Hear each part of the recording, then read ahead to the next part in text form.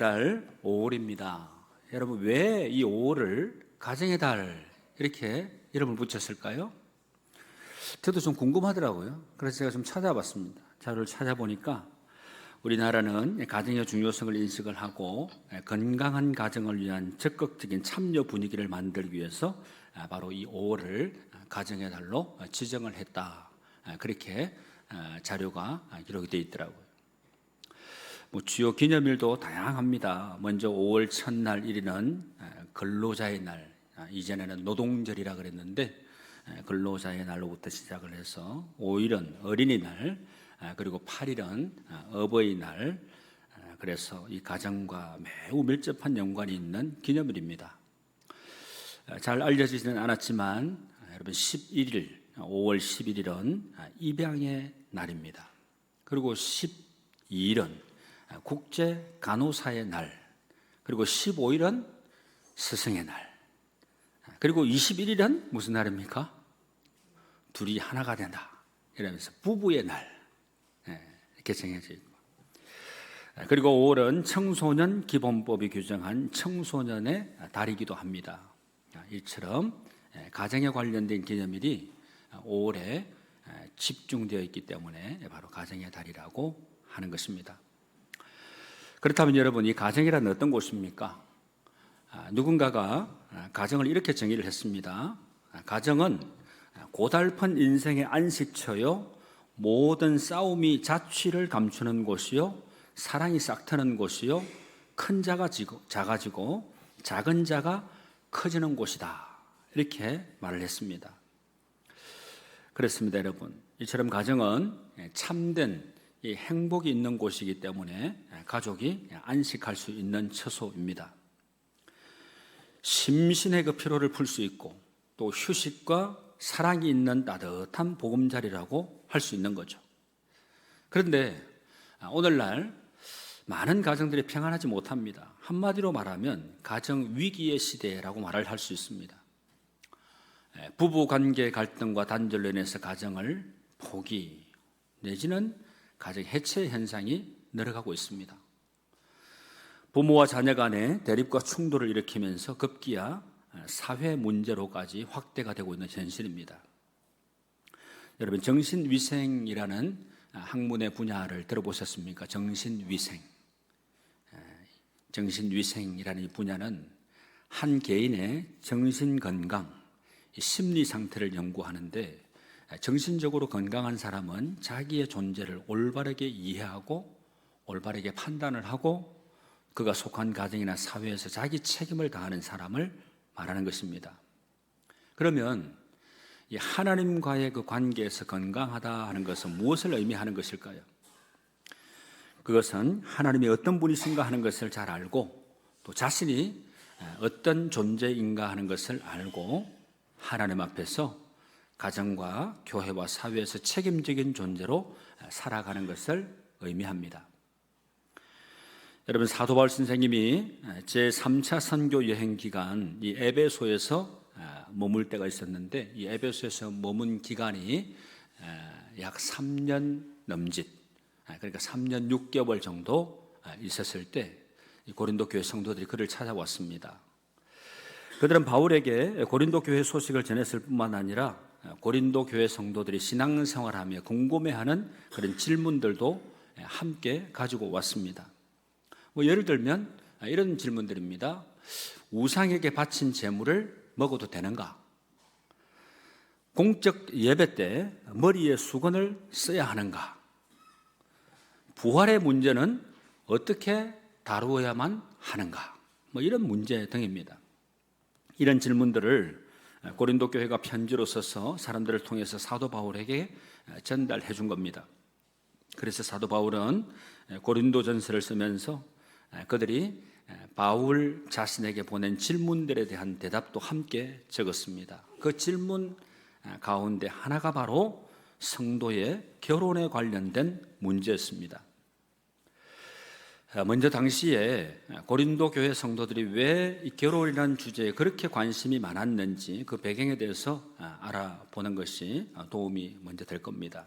당시 고린도 사람들은 육체는 추하고 이 더러운 것이고 영혼은 순수한 것이라고 믿는 헬라 철학의 이원론적인 사상에 영향을 받고 있었습니다.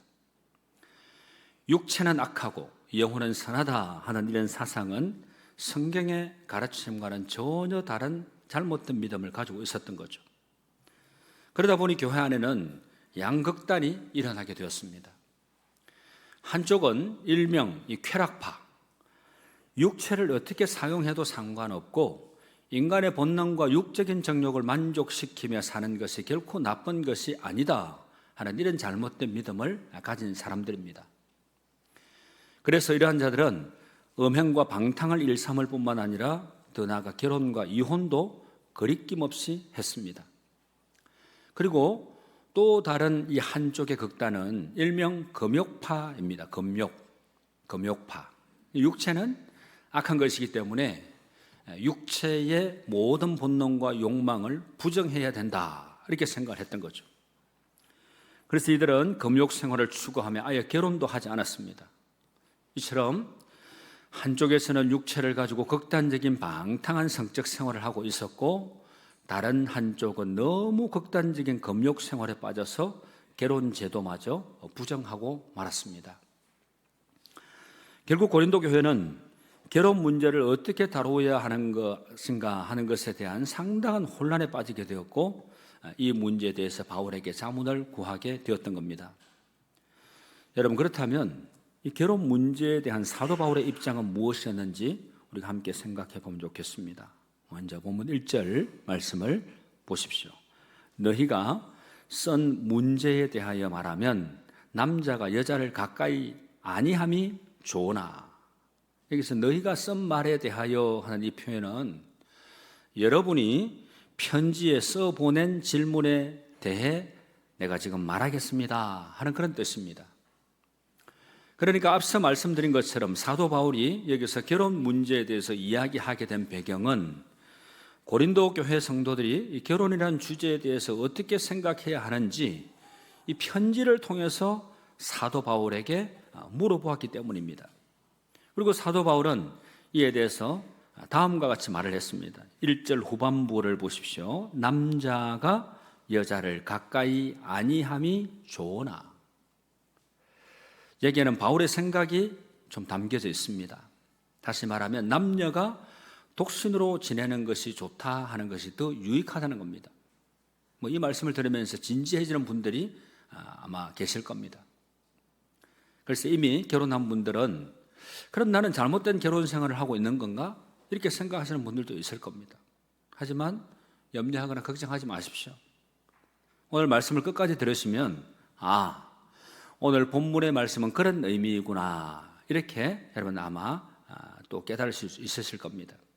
그런데 이 바울이 이처럼 결혼하는 것보다 독신으로 지내는 것이 좋다고 주장한 이유는 바울 그 자신이 독신주의자이거나 금욕주의자라서 그런 것은 결코 아닙니다. 바울은 임박한 종말을 바라보면서 살아가던 사람입니다. 그래서 바울은 언제라도 다음 주, 다음 달이라도 그리스도가 곧 오실 것을 바라보면서 하루하루를 최선을 다해서 살았던 사람입니다. 그래서 그리스도인들이 예수 그리스도의 그 재림 전에 있을 대환란 때에 결혼 생활과 관련된 괴로움과 고민으로 큰 고통을 당하는 것보다 독신으로 지내는 것이 더 유익하다 이렇게 본 겁니다. 또 바울은 독신으로 지내는 사람이 결혼을 해서 배우자에게 매여 있는 자보다 주님을 위해 봉사할 수 있는 기회를 더 많이 가질 수 있다는 사실을 언급을 하면서 종말이 임했기 때문에 결혼보다는 독신으로 지내는 것이 좋다고 권면했던 겁니다. 그러나 이것은 말 그대로 바울의 권면이지 하나님의 명령은 아닙니다. 여러분 6절 말씀을 보십시오. 6절 말씀 같이 한번 읽어보시죠.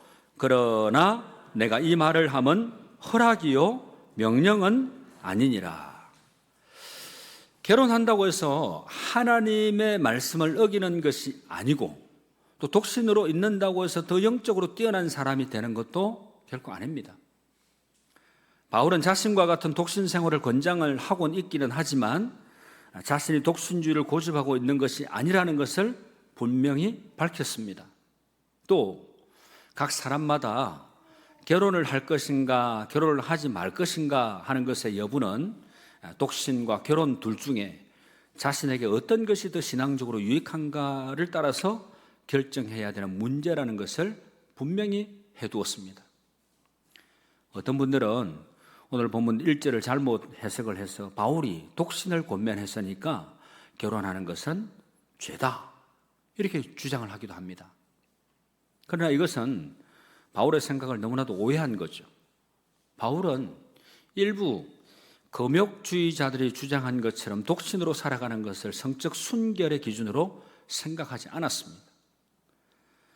또한 독신으로 살아가는 것이 영적으로 유익한 것은 그 사람이 자신의 몸과 영을 거룩하게 구별하여 주님만을 섬길 수 있을 때만 가능한 것이고, 또 독신의 그 특별한 은사를 받아 성적 욕구를 절제할 수 있는 경우에만 가능하다고 보았습니다. 그래서 오늘 본문 바로 이어지는 7절 말씀을 보면 어떤 이는 바울과 같이 독신의 은사를 받았다 할 수 있겠으며 어떤 이들은 결혼의 은사를 받았다고 할 수 있습니다. 이런 사람도 있고 저런 사람도 있다라는 거예요. 그러니까 결혼하는 것이 유익이 될 수가 있고 또 어떤 경우는 결혼하지 않는 것이 유익이 될 수 있다 하는 거죠. 바울은 만일 미혼자가 결혼을 하지 않은 사람이 성적으로 스스로 절제하지 못한다면 결혼하는 것이 더 낫다고 말을 했습니다. 여러분 2절 말씀을 보십시오. 음행을 피하기 위하여 남자마다 자기 아내를 두고 여자마다 자기 남편을 두라. 그러니까 쉽게 얘기하면 남편은 아내를 지켜주고 아내는 남편을 지켜준다는 얘기입니다. 결혼하지 않으면 음행하는 일이 생길 수 있기 때문에 남편은 아내를 두고 아내는 남편을 두어야 한다고 선포한 거죠. 그래서 고린도 교회 안에서는 이 성적 방종이 넘쳐났기 때문에 바울은 이러한 음행에 빠지지 않도록 결혼하는 것을 권면했던 겁니다. 특히 바울은 남편과 아내가 각각 성적 방종에 빠지지 않도록 서로에 대한 의무를 다할 것을 권면합니다. 여러분 3절 말씀 보십시오. 남편은 그 아내에 대한 의무를 다하고 아내도 그 남편에게 그렇게 할지라. 이처럼 바울이 말한 것은 한편에서는 극도로 문란한 성적 방종을 일으키는 사람들이 있었던 반면에 또 다른 한편에서는 육체를 부정하는 것으로 여기는 금욕주의자들이 있었기 때문입니다. 이들은 어떠한 부부 간의 관계도 죄라고 보는 극단적이고 치우친 잘못된 믿음이 있었습니다. 오늘 제가 예배 시간에 설교 말씀이기 때문에 굉장히 강한 표현은 주석을 여러 책들을 보니까 굉장히 강한, 어떻게 말씀을 전하면서 이런 내용까지 전해야 되나, 이런 내용들이 굉장히 신랄하게 강하게 그런 내용들이 해석이 되어 있는 부분이 많이 있어요. 만약 제가 이런 말씀을 구체로 드리지 않아도 여러분 이 말씀의 의미가 무엇인지를 충분히 여러분들을 캐치할 수 있으리라 생각을 합니다. 바울은 부부 사이의 성적 관계는 금욕의 대상이 아니다 하는 것을 분명히 했습니다. 그래서 본문 4절 말씀을 보면 남편은 자신의 몸을 주장하지 못하고 아내가 하며 또한 아내 역시 자기 몸을 주장하지 못하고 아내가 합니다. 이것은 부부가 서로를 향해 가지는 권리는 동등하고 상호적인 것임을 알려주는 것입니다. 그리고 5절 말씀 여러분 같이 한번 읽어보실까요? 5절 말씀 서로 분방하지 말라. 다만 기도할 틈을 얻기 위하여 합의상 얼마 동안은 하되 다시 합하라. 이는 너희가 절제 못함으로 말미암아 사탄이 너희를 시험하지 못하게 하려 함이라. 여러분 말씀 어렵지 않죠? 쉽게 얘기하면 각방을 쓰는 거, 방을 따로 쓴다는 거. 방을 따로 쓰는 거는 목적이 있는 거죠. 내가 기도하는 것에 내가 집중을 해서 내가 기도하는 이 시간만큼 내가 꼭 주님을 만나야 되겠다. 나와 주님과의 그 정말 긴밀한 그런 대화가 오가고 깊은 영적 교제를 내가 갖고 싶다. 이런 목적이 있다 그러면 잠깐 내 혼자 다른 방에 가서 기도를 할 수 있다는 거죠. 그래서 부부가 서로에게 의무가 있다고 하더라도 한쪽이 뭐 일상적인 기도가 아니라 뭔가 심각한 문제를 직면했거나 또 마음에 주님을 향한 결심이 있어서 집중해서 기도하려는 경우에는 서로 합의해서 상대방이 기도하는 데 집중할 수 있도록 도와줘야 된다, 이렇게 말씀을 하고 있습니다. 그리고 기도하는 자도 그 일로 인해서 자신이나 배우자가 이 사탄의 유혹에 빠지지 않도록 주의해야 된다, 이렇게 권면을 했습니다. 사도 바울은 독신으로 살아가는 개인일 때나 또 결혼해서 부부로서 맺어져 있는 상태일 때나 어떠한 모습으로 살아가든지 하나님 앞에서 거룩하게 살아갈 것을 권면했습니다. 우리의 몸은 하나님의 영이신 성령께서 함께 하신 성령의 전입니다. 그러니까 우리가 성전인 거예요. 성전하면 여러분, 지금의 주님의 몸된 교회 하게 되면 이게 성전이라는 말은 사실은 맞지 않은 겁니다. 성전이라는 이 개념은 구약에 제사를 지냈던 곳이 성전이거든요.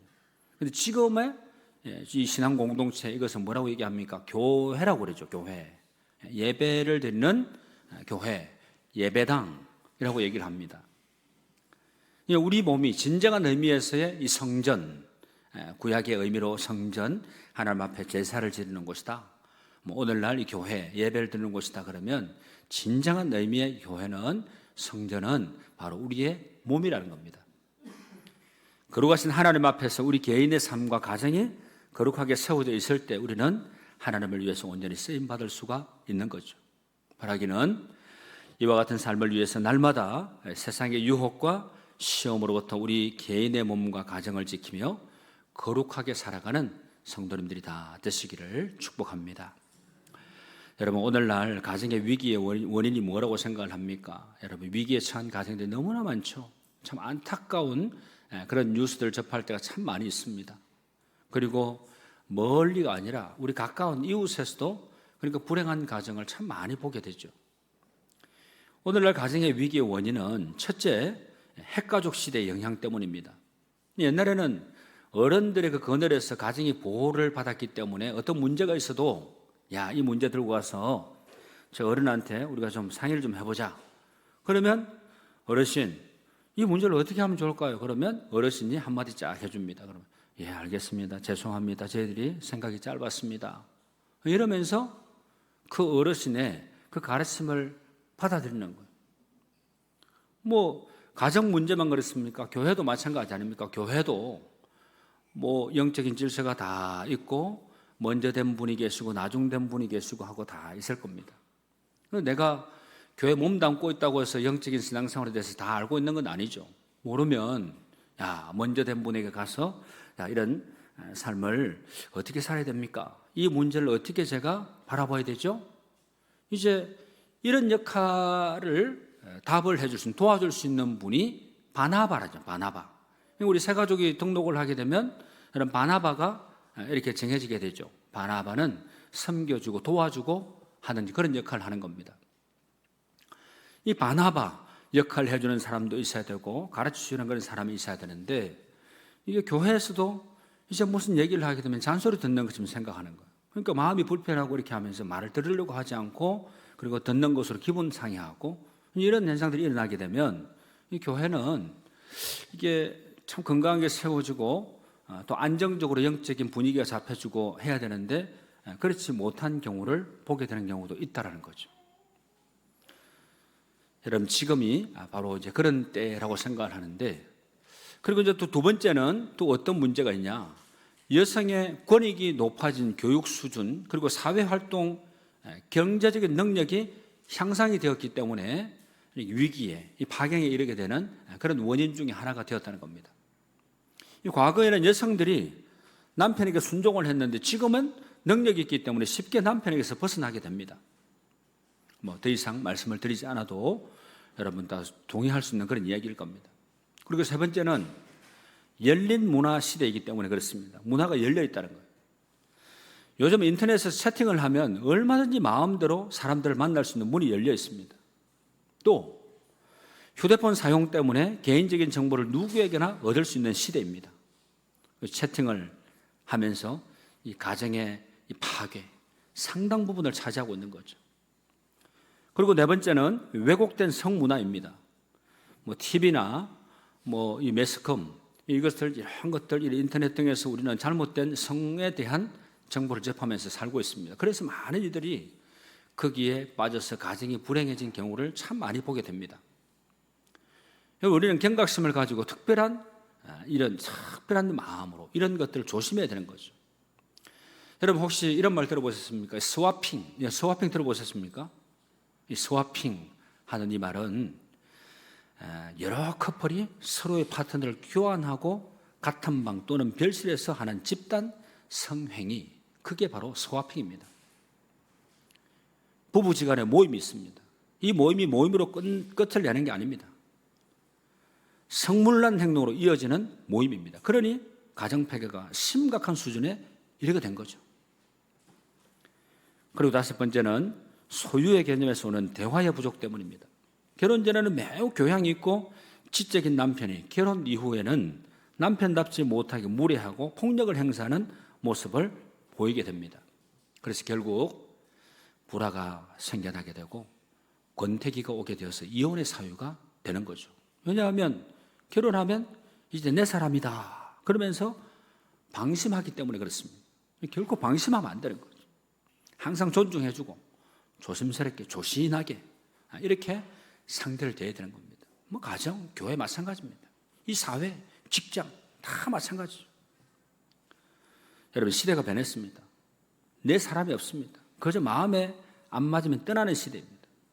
그래서 오늘날 사탄 마귀는 우리 성도의 가정에서까지도 들어와서 수많은 가정을 파괴시키고 신앙적으로 도덕적으로 해이하게 만들고 그 틈을 타서 공격해 가정을 파괴시키려고 합니다. 그러므로 우리는 이런 마귀의 거절나게 말려들지 않도록 정신을 바짝 차려야 되는 겁니다. 이런 시대를 사는 우리는 시대적인 상황을 바로 알고 믿음의 가정을 건강하게 지켜내어야 하는 것입니다. 여러분 결혼은 상호 보완의 관계를 의미합니다. 불완전한 인간이기 때문에 홀로 살 수 없고 반드시 도움을 주고 받을 수 있는 사람이 필요한 거죠. 여러분 성경의 원리를 말씀드리죠. 이 성경의 원리는 남자는 경제적인 의무를, 여자는 가정의 행복한 보금자리를, 상대방의 성적 의무를 강조합니다. 여러분 이렇게 말씀을 드리면 시대착오적인 얘기다. 성경 그건 이전에 그랬던 그 상황에 맞게 얘기했던 것이 오늘 이 시대에 맞지 않는 얘기다 얘기할 수 있겠지만 근간은 결코 흔들리지 않습니다. 본질은 여러분 미약해지지 않습니다. 본질은 본질이고 근간은 근간이고 기본은 기본인 거죠. 그것이 깨트려지게 될 때 모든 질서가 완전히 깨트려지고 이 안정적인 이런 이 처소나 보금자나 공동체가 이 상처를 입게 되는 경우를 참 많이 보게 되는 거죠. 여러분 우리 몸에 참 많은 지체가 있지 않습니까? 머리, 눈, 코, 입, 팔, 다리 이런 지체가 참 많이 있습니다. 이 사명을 온전히 감당할 때 건강한 사람으로 행복하게 되는 거죠. 이 각 기능을 제대로 그 지체에 맞게 그 기능을 제대로 행하게 될 때 몸이 건강하다 얘기할 수 있습니다. 이처럼 남녀가 모두 보완적인 관계를 깨달아 맡겨준 일들을 잘 감당할 때 그 가정은 건강한 가정이 될 수가 있습니다. 여러분 작년에 제가 어린이 주일을 맞이해서 어린이에 대해서 말씀을 드렸고 올해는 또 가정에 대해서 이런 말씀을 좀 드리고 싶어서 오늘 본문을 이렇게 채택을 하고 오늘 본문 이후에 보면 굉장히 이 가정에 대한 부부 간의 이 관계에 대한 이런 구체적인 얘기들이 참 많이 나옵니다. 혹시 여러분 이후에 말씀이 어떤 말씀이 기록이 되어 있나 아주 궁금하신 분들은 오늘 예배를 마치고 여러분 뒤쪽 부분까지 한번 쭉 말씀 한번 읽어보십시오. 세세하게 가정 안에서 부부의 관계에서 우리가 지켜야 될 것, 우리가 추구해야 될 것 이런 것들 참 너무나 구체적으로 말씀하고 있는데 참 도움이 될 것입니다. 말씀을 맺습니다.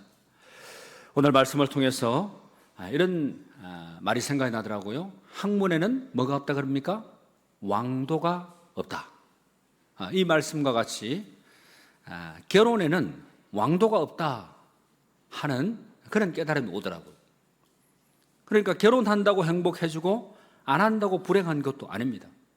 그래서 바울은 독신을 선택했습니다. 임박한 재림의 열망 때문에 주님을 위해서 살고자 하는 사명감에서 바울은 독신 생활을 했습니다.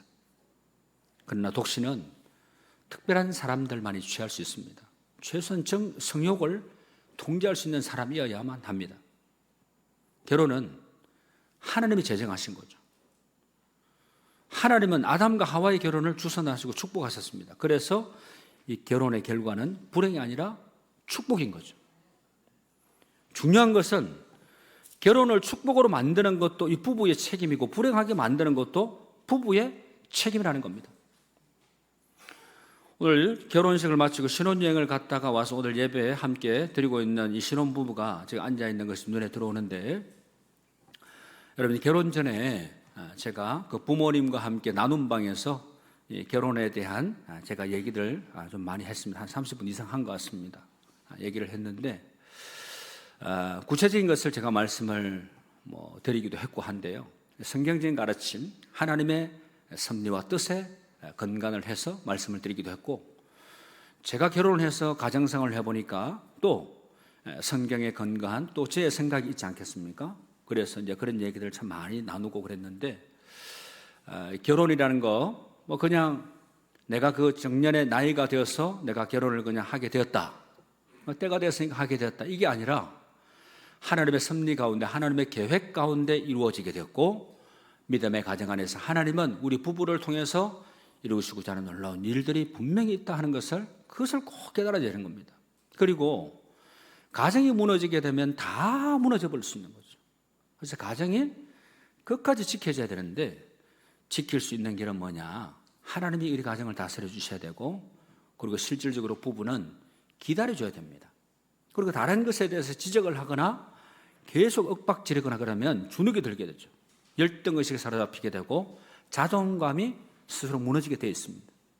그래서 서로 존중해주고 또 세워주고 또 인정해주고 이런 서로 존중하든지 이런 부부의 관계가 먼저 건강하게 올바르게 세워지게 되면 후손들이 앞으로 날 거 아닙니까?